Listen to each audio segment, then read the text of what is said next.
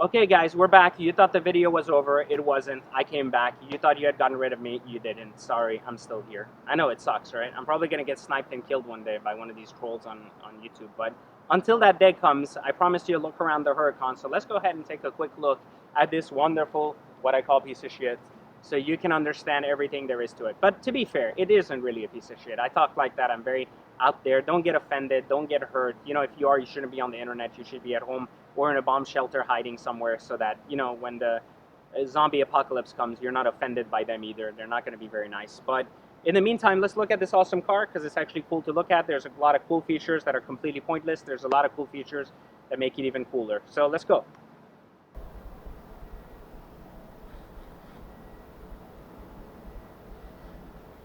You guys are there? Hello? I think you're there. All right, let's go. Come on. So let's take a look inside the wonderful car. We have a wonderful brown interior, gives us a feel of luxury. Doesn't really, well, it's kind of cool actually. The brown really works. The color of the brown's got a saddle thing going on. You feel like you're riding a horse. It's a bull, but same shit. And then, you know, really a lot of simplicity here. You can really see clearly from looking at just these handles, the wonderful plastic piece of shit they are. The leather's vinyl. It's not even real leather, which is kind of disappointing. Gives it a fake sense of stitching to make it look good. Again, you see the cheap materials throughout, a lot of plastic everywhere for no reason. If we follow through here to the other side of the car, again, we see a carbon engine, really, really pretty for that moment. And then we look down and we have this powder-coated plastic piece of shit diffuser, followed by more plastic again everywhere. Just a bizarre combination of why they wanted so much plastic, I have zero idea. And then we look here, which this again should be carbon. No, it's plastic. Oh, it's metal painted like plastic. Okay, awesome. Very, very cool. We look on this side, and again, you can see here the wonderful plastic. Always plastic. I don't know what it is with plastic. Lamborghini must really own a Chinese factory and have a lot of plastic everywhere. Even on the inside here, we look plastic again. Why? I don't know. Maybe someone can email Lamborghini and be like, why did I pay $300K for a piece of plastic from China? I don't know. Maybe you can answer that. So let's go and take a look inside the car. Now here's the other fucked up part. It doesn't make any sense. So you want to open your engine bonnet to show your friends. But if you turned on the car anytime in the past like maybe 5 minutes, then you're going to burn to death as you try to open it. Because nobody came up with the idea that metal, when hit it with a V10 behind it, obviously it turns into fucking like heated metal. So it kills your hands, you know, and then you might as well burn to death. So again, this camera is like really like following really. I don't know if it's working, man. Anyways, so let's go ahead and get in this car real quick. All right, get in the other side.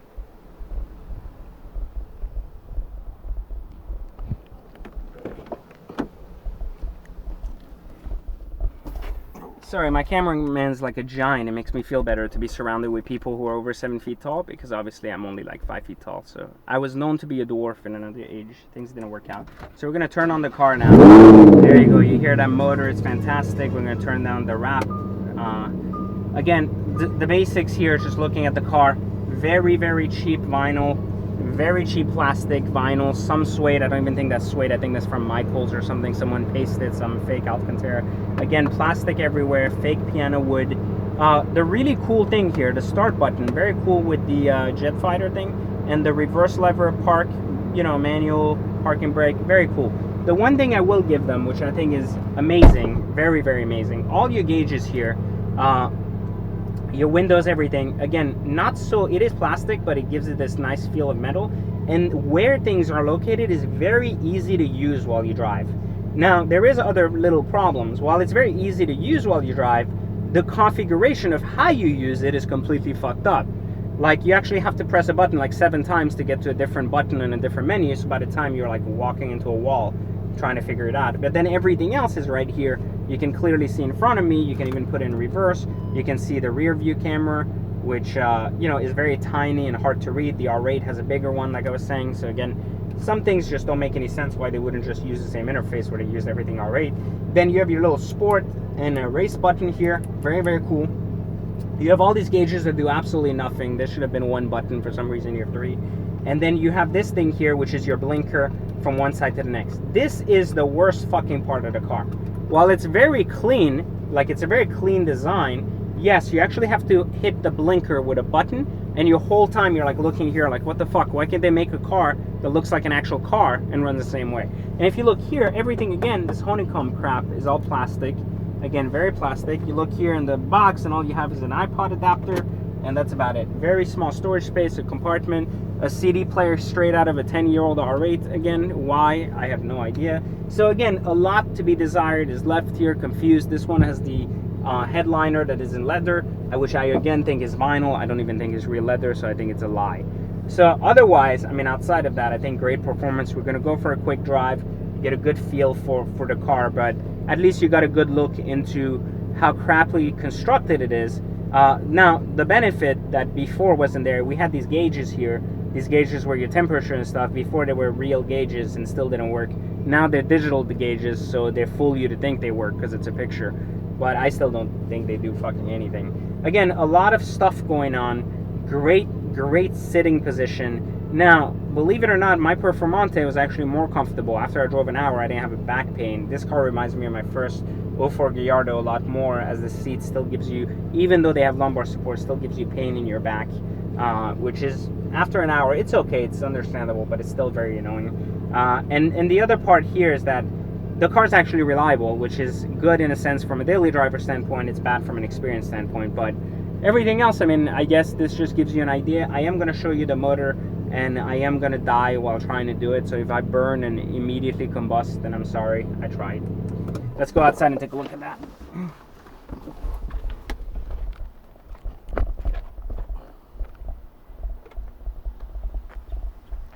As you notice, it doesn't even open without the car being on. Let me try to back.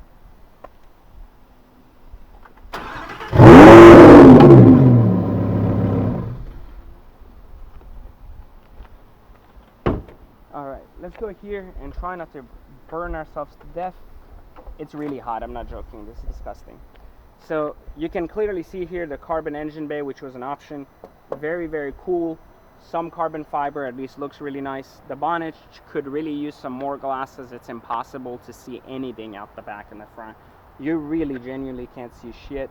I was told I need to leave this up because apparently there's more. I think there's about something sexy about to happen. I'm about to put my leg up. Nope. Going once, going twice. Nope. Coming back down before it looks really weird. Anyways, so engine still the same bullshit V10, just a few tweaks there and there.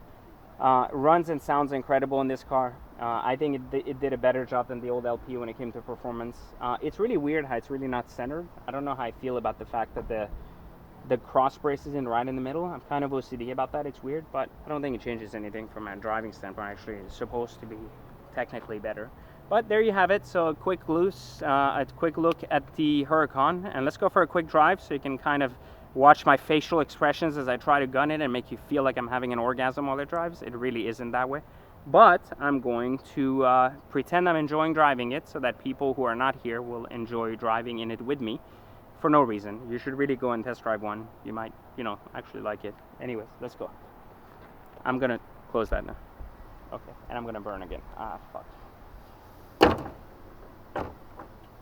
And then it doesn't fucking work half the time. It's bullshit.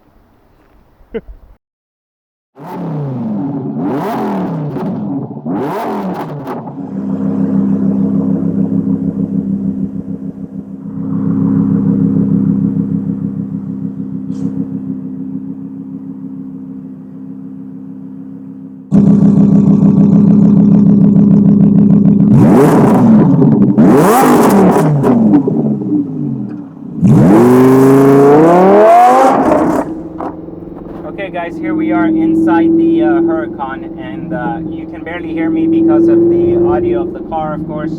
The car is fitted with our own custom exhaust from our friends at Velocity AP, which is pretty much a straight X-pipe system without any type of restriction, which is why it's extremely loud, especially in sport mode, which we're driving. This car drives phenomenally well, that was never the question, and while it may seem like my review was quite harsh, it's true. And it's not necessarily a review from the excitement of owning a Lamborghini, but rather a review from the unbiased aspect of having owned so many exotics through the years and really criticizing exotics for what they really are, not what they pretend to be on the surface. So that said, I mean, the shifts, you can see, you can hear that pop, you hear that pop. I mean, it sounds like you really like gunshots are being fired. It's incredible, especially with an exhaust.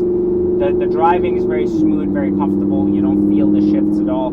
It's really phenomenal, and the power, is there. I mean, if you downshift enough, the fact that the car runs the dual clutch gives it a really very smooth automatic option as well. So it actually drives well in the automatic mode if you need to be on your phone. And it doesn't drive so well in automatic and sport or automatic and race. It drives well in automatic and normal strata mode, not so much in any of the other modes. So, I mean, outside of that, you can really hear the downshift really, really kick in without any of the jerk at all. And now we're in third, now we're in second, and now we're in first. And very, very, very little feel, if any, through the gears, especially even in low revs as we drive through the city. So now I'm going to go in full automatic, and it's still going to drive very, very normal, like a normal car does. A little bit louder than a normal car, but still very, very comfortable, very smooth, and no issues. So again, a very, very simple step for Lamborghini towards, I think, what is going to be a great future filled with a lot of excitement, especially around performance. Specifically because I think Lamborghini is realizing that it's getting to compete with McLaren now. It's getting to compete with Ferrari's more technology-driven kind of platform. So it needed to evolve the Lamborghini platform. But I think being old school Lamborghini fan, and having my era, Countach was the LP640, not so much the like the Murcielago, not so much the Countach. And so I think for those of us old timers now that are in their 30s that you remember that car, I think we'll forever have this image of Lamborghini as a raw, insanely entertaining car, not so much the comfortable performance-driven monster that some of these cars are today, and that this car itself is. It's very fast. It's very enjoyable from a driving standpoint. It just has a very different feel than what we're used to from Lamborghini. So there you have it. Now it's our drive. We'll catch you guys next time on another review where we really break down my next project car. And but for now, this is what it is.